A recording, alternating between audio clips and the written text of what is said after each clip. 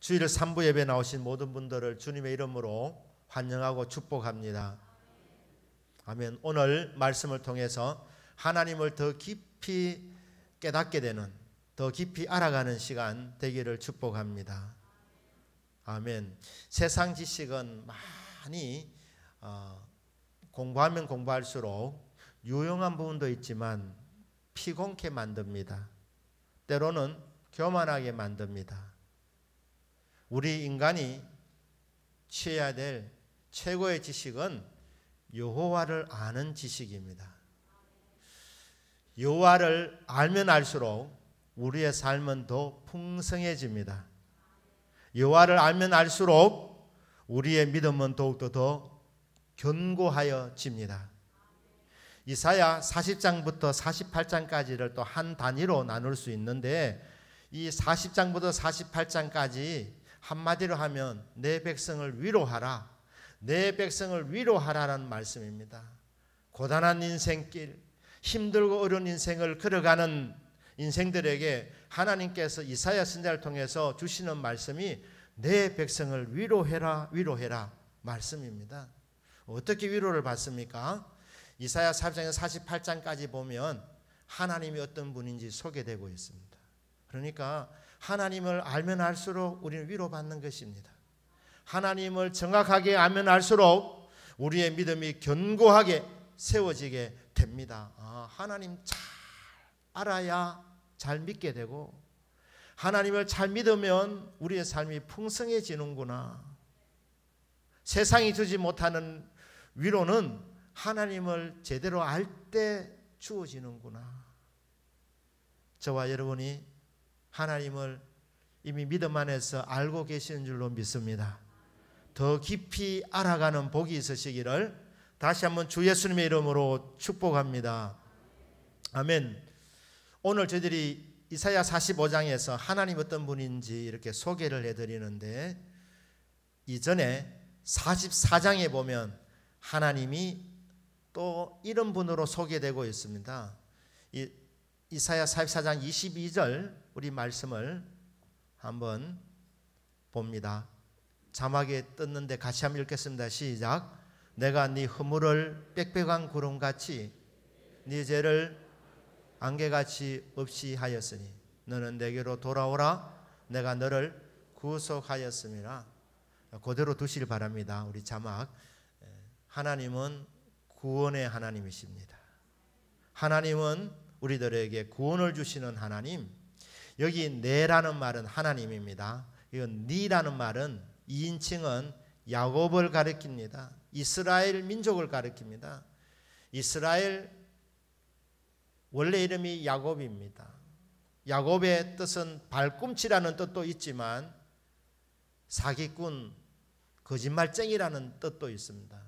하나님이 이스라엘을 사랑하셨는데, 야곱을 사랑하셨는데, 야곱의 근본은 죄인입니다. 빽빽한 구름같이 그랬지 않습니까? 구름이 빽빽하면 캄캄합니다. 잘 보이지 않습니다. 안개가 덮이면 잘 볼 수 없습니다. 죄가 그렇습니다. 죄와 허물이 가득 찬 인생, 그게 야곱이고 이스라엘 민족이었습니다.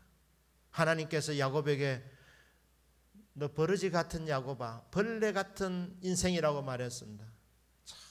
보잘것없는 인생입니다. 그런데 하나님이 사랑하셨습니다. 근데 하나님이 야곱을 사랑하셔서, 이스라엘을 사랑하셔서 하나님이 주시는 선물이 뭐냐면 구속이라는 선물입니다. 구원을 여기서는 구속이라고 말하고 있습니다. 왜 구속이죠? 구원을 베풀어 주려고 하니까 죄인인 것입니다. 좋은 사람, 의로운 사람, 올바른 사람 복을 주시면 되는데, 복을 주려고 하니까, 구원을 베풀려고 하니까 문제가 있습니다. 그게 뭐냐면 죄가 가득 찬 인생입니다. 빽빽한 구름같이. 죄가 가득 찬 인생. 그래서 구원하려면 이 죄값이 지불되어야 됩니다. 대가가 지불되어야 됩니다. 그래서 우리를 구원하시되 대가를 지불하고 구원해 주시는 것을 구속이라고 하는 것입니다. 구자가 구할 구자. 속한다는 말은 대가를 지불한다는 말입니다. 죄값을 지불해서 우리를 살려주시는 것, 이 구원을 구속이라고 하는 것입니다. 하나님이 야곱을 얼마나 사랑하시는가, 이스라엘 민족을 얼마나 사랑하시는가. 이스라엘 나라는 아주 국토 면적이 작습니다. 그런데 주님이 존귀하게 여겨주셨습니다. 굉장히 값어치를 두셨습니다. 이사야 43장 3절 말씀을 우리 같이 읽겠습니다. 대저 나는 여호와 네 하나님이요 이스라엘의 거룩한 이요 네 구원자임이라. 내가 애굽을 너의 속량물로 구스와 스바를 너를 대신하여 주었노라. 여기 보시면 여호와께서 자기를 나는 여호와다, 나는 스스로 있는 존재다 말씀을 하시고, 이스라엘의 거룩한 이 구별된 존재, 하늘 아래 땅 위에 하나님 같은 분은 없으십니다. 거룩한 분이고 너의 구원자라. 그런데 이 구원이 뭐냐? 구원해 주셨는데 어떻게 구원하시느냐? 내가 애굽을 너의 속량물로, 여기 속이라는 말이 구속이라는 말입니다. 구원해 주시되 애굽을 너의 속량물로 대신 주고 너를 값으로 사겠다는 것이. 구스와 스바를 너를 대신하여 주었노라. 그러니까 여기서 구원인데 구속의 개념이 뭡니까? 애굽을 대신 속량물로 주는 것입니다. 구스와 스바를 대신하여 주는 것입니다. 애굽은 이집트를 가리킵니다. 큰 나라입니다. 강대국입니다. 이스라엘 나라는 정말 형편없이 조그만 나라인데 경제적인 측면으로 생각해 보면 이게 계산이 안 맞는 말씀을 하고 계십니다. 훨씬 더 큰 나라이고 사람도 훨씬 더 많은데 하나님이 야곱이라는 이 족속을, 이스라엘을 선택하시고 얼마나 사랑하시냐 하면 이스라엘을 구원하려고 하니까 값을 지불해야 되는 겁니다. 이 값을 지불하려니까 이집트를 대신 값을 주고 팔아버리고 이스라엘을 사겠다는 것입니다. 설명할 수 없는 사랑입니다. 구스와 스바, 구스는 에티오피아입니다. 멀리 떨어진 나라, 이 두 나라를 언급하면서 큰 나라를 희생시키든지 아니면은 먼 나라, 멀리 떨어져 있는 두 나라를 희생시켜서 대신해서 값을 주고 너를 구원했다는 것입니다. 구속하겠다. 속량물로 다른 나라를 주고 너희들을 구원하고 구출하고 구속하겠다. 이게 하나님의 마음입니다. 그런데 실제로 구속을 어떻게 이루셨습니까?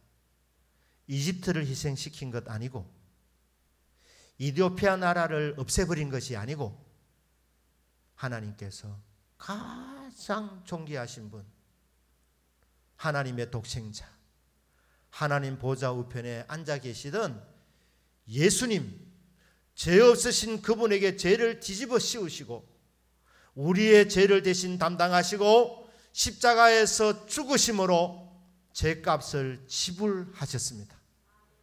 그 예수님께서 속량물로 온 인류의 죄를 대신 담당하시고 십자가에서 죽으심으로 말미암아 우리가 죽어야 되는데, 죄인된 우리가 죄값을 받아야 되는데 예수님이 대신 담당하심으로 말미암아 우리를 구원하신 것, 그것이 더 정확하게 말하면 구속이라는 것입니다. 하나님은 구원의 하나님이십니다. 그런데 그 구원의 하나님이 구원하려고 하니까 죄 문제가 해결되지 아니하니 가장 존귀하신 예수 그리스도를 십자가에서 대신, 우리 대신 십자가에서 매달리게 하셔서 죽으심으로 대가를 지불하셔서 저와 여러분을 구원해 내신 줄로 믿습니다.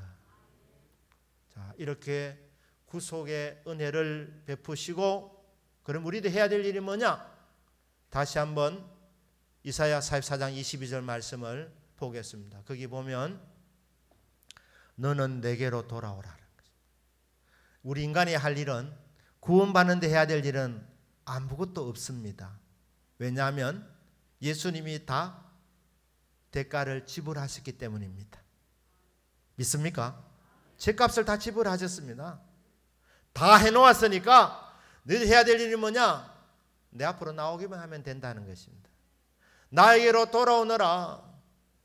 세상 속에 살면서 거기 파묻혀 있지 말고, 너희들은 거기 속해 있으면 안 된다. 나에게 속한 자가 되어야 된다. 구원받아야 된다. 구원받기 위해서 내가 다 해놓았다. 내가 정말 사랑하는 독생자 예수 그리스도를 대신 죄값을 담당하게 함으로 구원을 이루어 놓았다. 너희들이 할 일은 오기만 하면 된다는 것입니다. 하나님 앞으로 돌아오기만 하면 된다는 것입니다.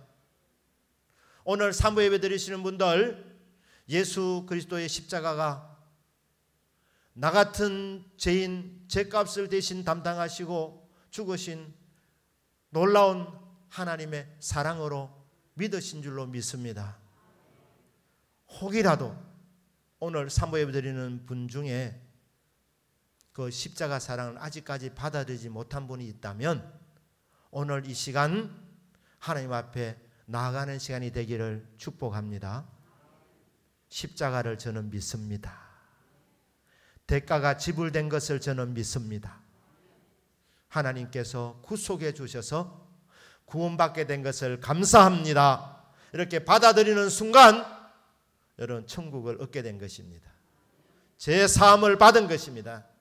하나님의 자녀가 되는 권세를 얻은 것입니다. 오늘 예배드리는 분 중에 한 사람도 구원받는 일에 낙오되는 분이 없기를 주 예수님의 이름으로 축복합니다.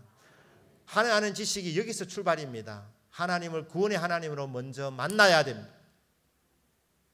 하나님이 나의 하나님입니다. 나의 구원자이십니다. 고백하면서 우리는 믿음 생활이 시작되는 것입니다. 그때부터 하나님과 주고받는 것이 있습니다. 이제 45장으로 넘어갑니다. 45장에서 하나님은 구원의 하나님일 뿐 아니라 창조주 하나님으로 소개하고 있습니다.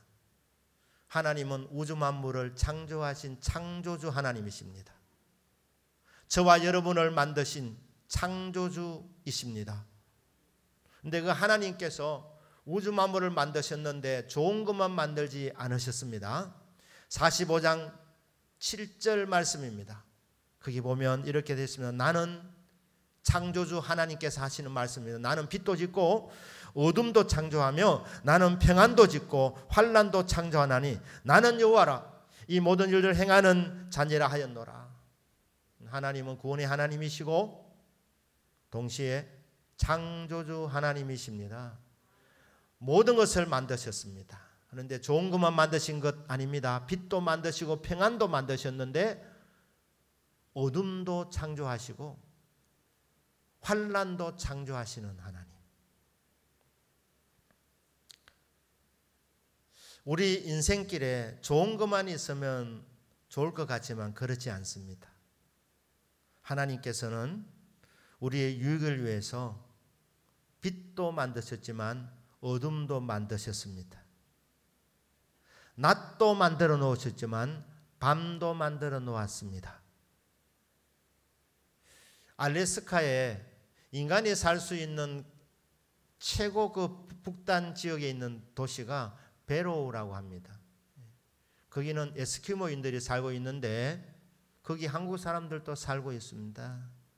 그곳에서 정말 선교하는 마음으로 참 열악한 지역이기 때문에 목숨 내놓고 목회하시는 목사님 계시는데 그 목사님이 직접 저에게 해준 이야기입니다.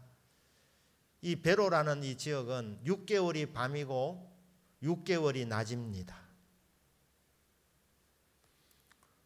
여러분 대구에서 사시는 것을 감사하기를 축복합니다.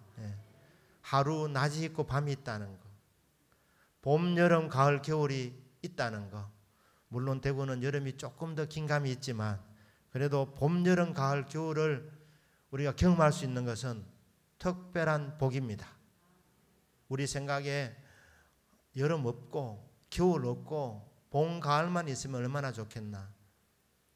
좋은 것 같지만 계속 지나다 보면 따분해집니다. 봄, 여름, 가을, 겨울 다 있어야 농사도 제대로 되고 사실은 이 모든 것을 다양하게 경험해야 삶이 풍성하여지는 것입니다. 6개월 낮이고 6개월이 밤인데 6개월이 밤일 때는 굉장히 춥습니다. 영하 60도까지 이렇게 내려가는 곳입니다.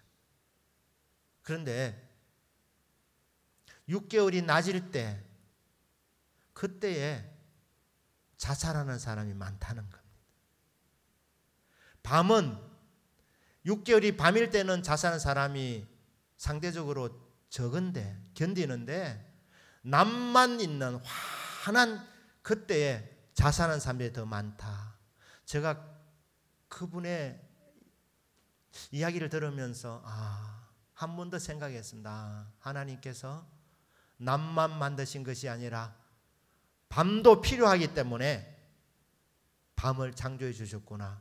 다시 한번 깨닫게 되는 시간이었습니다.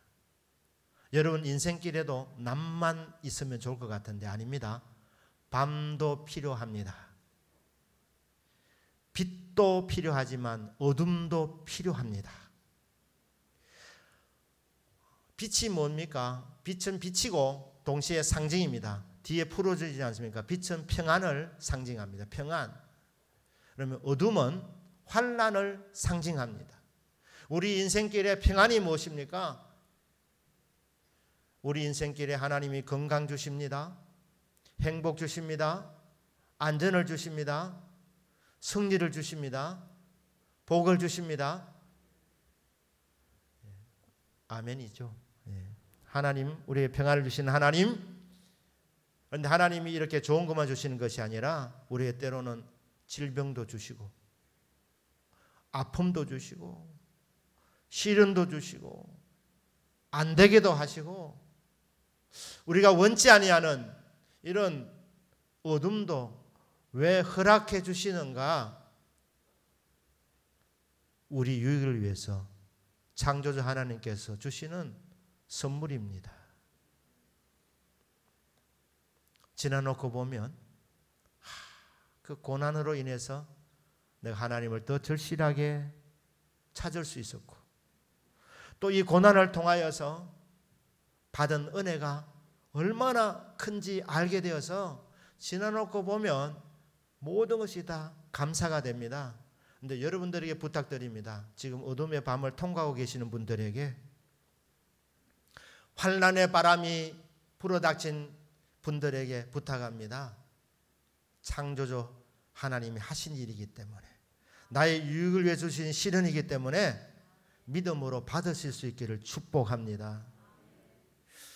그 로즈마리라는 그 꽃의 향기를 채취할 때 언제 채취하느냐?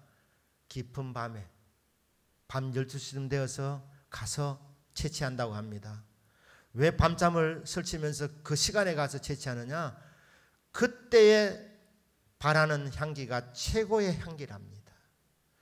우리 인생길에 우리 하나님은 향기를 내기를 원하시는데 우리에게 좋은 일만 있으면 빛만 받으면 좋을 것 같은데 향기가 별로 없다는 것입니다.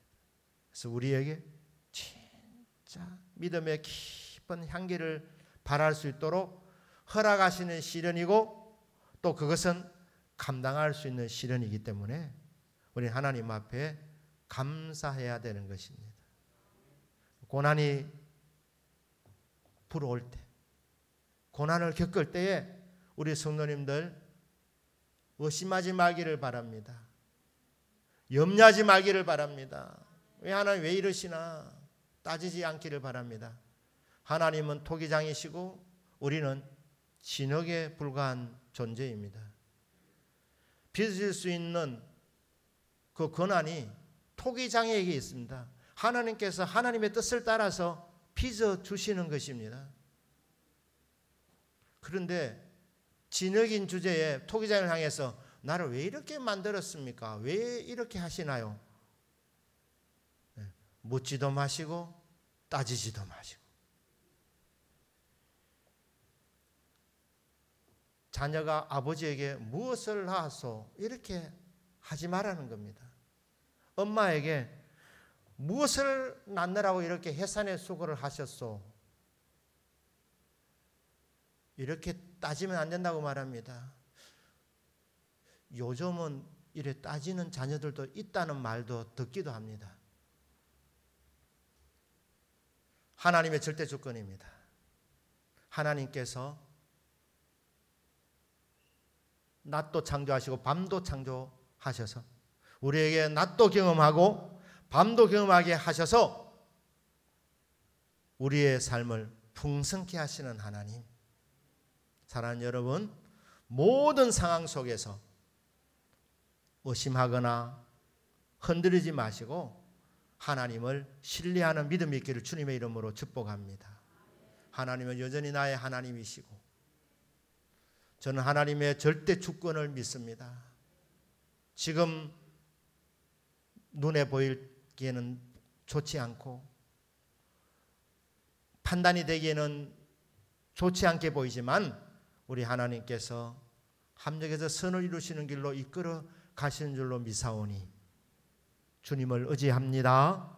그렇게 모든 상황 속에서 하나님을 신뢰하고 하나님께 여러분의 모든 장래를 믿고 맡기는 믿음, 그게 창조주 하나님의 절대 주권을 믿고 나가는 성도의 신앙입니다. 절대 주권을 믿고 모든 상황 속에서 불평하거나 원망하지 않고 인내하며 믿음의 길을 걸어가는 저와 여러분의 믿음이 되기를 주 예수님의 이름으로 축복합니다. 이 창조주 하나님은 만물의 주인이시고 역사의 주인이십니다.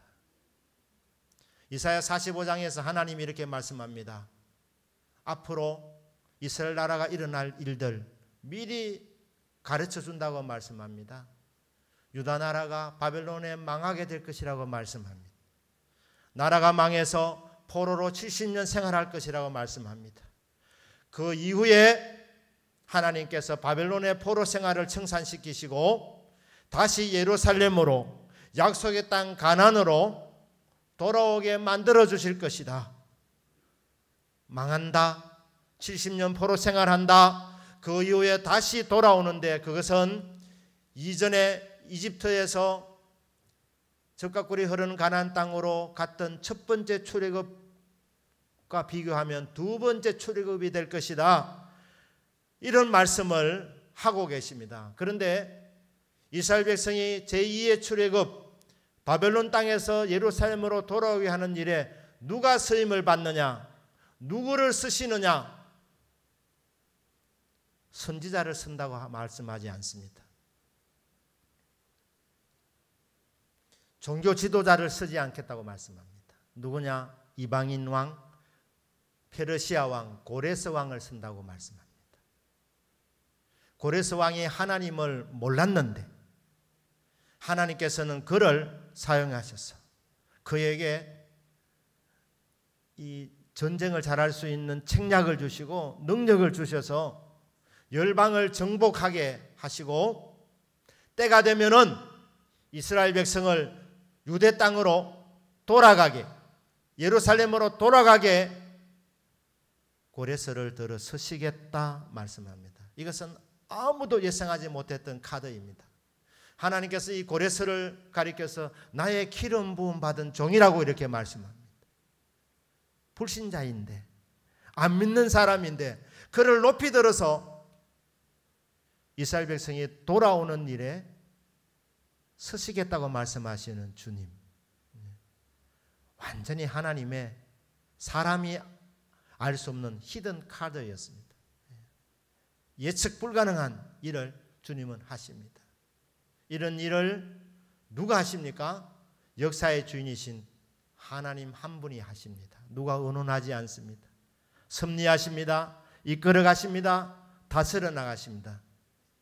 역사의 주인이신 하나님, 그 하나님께서 저와 여러분의 개인의 삶도 주관하시고 이끌어가고 계십니다. 그런데 하나님이 어떻게 역사를 이끌어 가시는지 오늘 본문 45장 11절 말씀은 이렇게 말합니다. 너희가 장래일을 내게 물으려느냐? 장래일을 우리는 알지 못합니다. 장래일은 하나님만이 아십니다.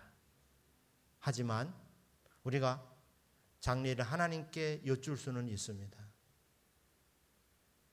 다른 존재에게 물으면 그것은 점치는 것이고 우상 숭배하는 악한 죄이지만 우리는 나를 만드신 하나님, 다스리시고 섭리하시는 역사의 주인이신 하나님께는 여쭈어 볼 수 있습니다. 여쭈어 보고 믿고 맡길 수 있습니다. 예레미야 29장 11절 말씀을 한번 띄워주시길 바랍니다. 우리가 같이 한번 읽겠습니다. 시작. 여호와의 말씀이니라. 너를 향한 나의 생각을 내가 아나니 평안이요 재앙이 아니니라. 너에게 미래와 희망을 주는 것이니라. 자, 이 말씀 자세히 보시길 바랍니다. 놀라운 말씀을 하시기 전에 먼저 이것은 여호와의 말씀이니라 이렇게 선포하고 계십니다. 무슨 말입니까?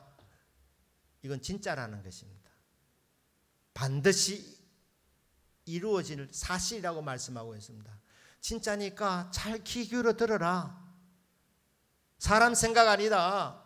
여호와의 말씀이니라. 이거 진짜다. 집중해라. 경청해라.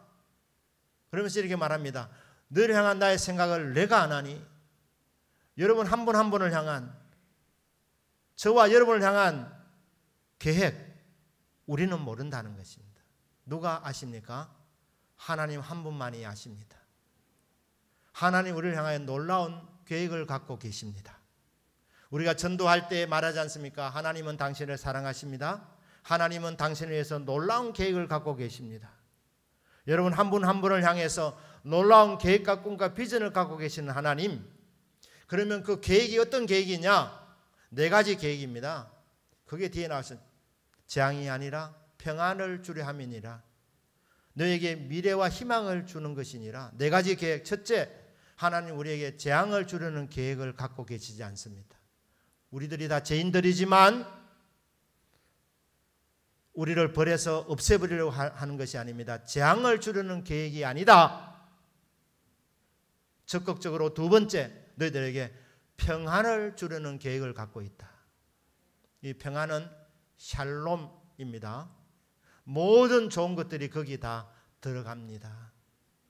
너희들에게 평안을 주려는 계획을 갖고 있다. 세 번째로 너희들에게 미래를 열어주는 계획이라는 겁니다. 미래는 주님의 손에 달려 있습니다. 네 번째로는 희망을 주는 것이니라. 이 희망은 반드시 이루어지는 것이기 때문에 소망이라고 말해도 됩니다. 너희들에게 소망을 주려는 계획을 갖고 있다. 이 네 가지 계획입니다. 이런 계획을 갖고 이 역사를 섭리해 나가시는 하나님, 그러니까 하나님의 계획을, 나를 향한 하나님의 꿈과 비전을 어떻게 할 수 있습니까? 그 하나님 만나면 됩니다. 하나님 만나면 하나님께서 여러분들에게 하나님의 계획과 꿈과 비전을 가르쳐 주는 것입니다. 너 내 사랑하는 자녀다. 나는 너를 위해서 계획을 갖고 있다. 재앙이 아니라 평안을 주려 함이니라. 너에게 미래와 희망을 주고자 한다. 내 계획과 꿈과 비전은 이런 것이다. 알려주는 것입니다. 이거 모르면 방황하는 인생입니다. 헤매는 인생입니다. 캄캄한 인생입니다. 그런데 하나님께서 만나면, 하나님 만나는 인생에게 하나님의 계획과 비전을 가르쳐 주는 것입니다. 하나님 만나는 방법, 나를 향하신 주님의 꿈과 계획과 비전을 아는 방법이 무엇입니까? 예레미야 29장 12절 13절입니다. 우리 같이 읽겠습니다. 시작. 너희가 내게 부르짖으며 내게 와서 기도하면 내가 너희들의 기도를 들을 것이요 너희가 온 마음으로 나를 구하면 나를 찾을 것이요 나를 만나리라. 아멘. 언뜻 보면 11절 말씀하고 12절 말씀이 연결이 안 되는 것 같습니다. 11절 말씀은 너를 위해서 놀라운 계획을 갖고 있다. 재앙이 아니라 평안을 주려 함이니라. 너에게 미래와 희망을 주는 것이니라. 그 다음에는 이 희망을 받아라. 뭐 이렇게 나가야 되는데 그 다음에 하는 말씀이 뭐냐 하면 너희가 내게 부르짖으며 내게 와서 기도하면 내가 너희들의 기도를 들을 것이요 너희가 온 마음으로 전심으로 나를 구하면 나를 찾을 것이요 나를 만나리라. 기도하라고 말씀합니다.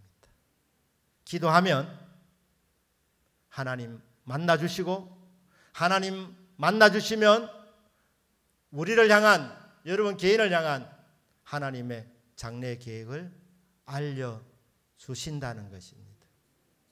평안을 주시고자 하는 계획, 재앙을 내리지 않겠다는 계획, 미래를 열어주시겠다는 주님의 계획, 희망, 소망을 주시고 그 희망과 소망을 이루어주게 만들어주시는 이 하나님의 계획, 이것을 알려면 기도해야 된다는 것입니다.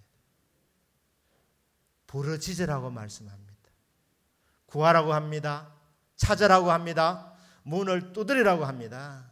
그러면 하나님 반드시 만나주시고 구하는 인생에게 하나님께서 꿈과 비전을 알려주신다는 것입니다. 사랑하는 여러분, 저와 여러분 예수 그리스도를 구주로 믿음으로 하나님의 자녀가 되었습니다. 구원받았습니다. 우리 인생길 좋은 일도 있지만 어려움도 경험하게 됩니다. 앞으로 우리 인생길 가운데서도 어떤 일이 있을지 우리는 모릅니다.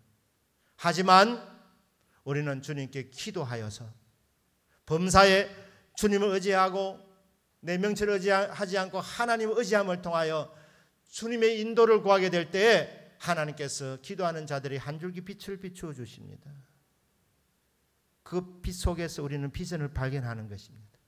그 빛 속에서 나를 향하신 하나님의 꿈을 깨닫게 되는 것입니다. 성도는 눈뜬 장님이 아닙니다. 앞을 못 보는 분들을 장님을 하지 않습니까? 그런데 눈은 떴지만 보지 못하는 이런 장님도 있습니다. 성도가 육신의 눈은 멀쩡한데 영의 눈이 닫혀 있어가지고 하나님을 볼 수 없으면, 나를 향하신 하나님의 뜻을 보지 못하면 어떻게 되느냐? 눈뜬 장님으로 살아가는 것입니다. 그러면 인생길 그냥 더듬으면서 살아가는 겁니다. 방황합니다. 헤맵니다. 그런데 눈이 열려져서 나를 향하신 주님의 꿈과 비전이 보여지게 되면 우리 성도님들은 그 보여지는 길을 따라서 한 걸음 한 걸음 걸어가는 인생입니다. 우리 성도님들은 남은 여생 하나님께 주시는 꿈과 비전을 따라서 한 걸음 한 걸음 걸어 나가면서 하나님 주신 꿈과 비전, 소망이 이루어지는 복을 받게 되시기를 주 예수님의 이름으로 축복합니다.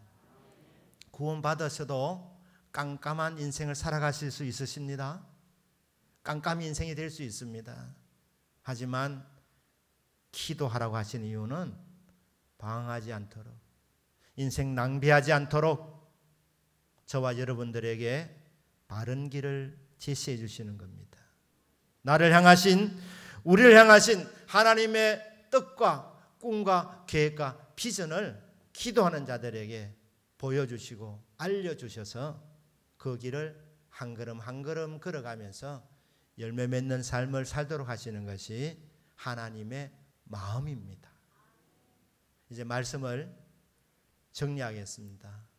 하나님은 구원의 하나님, 우리를 구원하시려고 예수님께서 십자가에서 대가를 지불하셔서 우리를 구원해 주셨습니다. 이 사실을 믿고 하나님 앞에 나아가기만 하면 구원을 받습니다.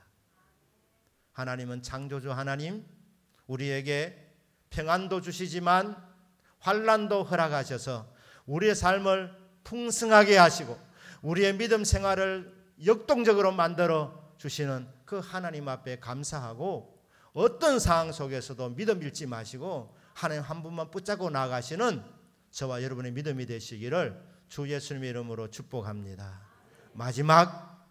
마지막의 마지막 결론은 무엇입니까? 하나님 우리를 위해서 놀라운 계획과 꿈을 갖고 계시는 하나님. 하나님 안 만나면 하나님 계획 모르고 그냥 내 마음대로 살다가 가는 인생입니다. 열매 없는 인생입니다. 하지만 하나님 앞에 기도하면 하나님 만나주시고 하나님의 꿈과 계획과 비전을 가르쳐 주시고 보여주셔서 그 길을 걷게 하시고 그 길을 걷다가 하나님의 꿈과 비전이 이루어지는 인생이 되는 것입니다. 기도에 힘쓰셔서 하나님의 꿈을 이루어드리는 삶이 되기를 주 예수님의 이름으로 축복합니다. 아멘. 기도하겠습니다.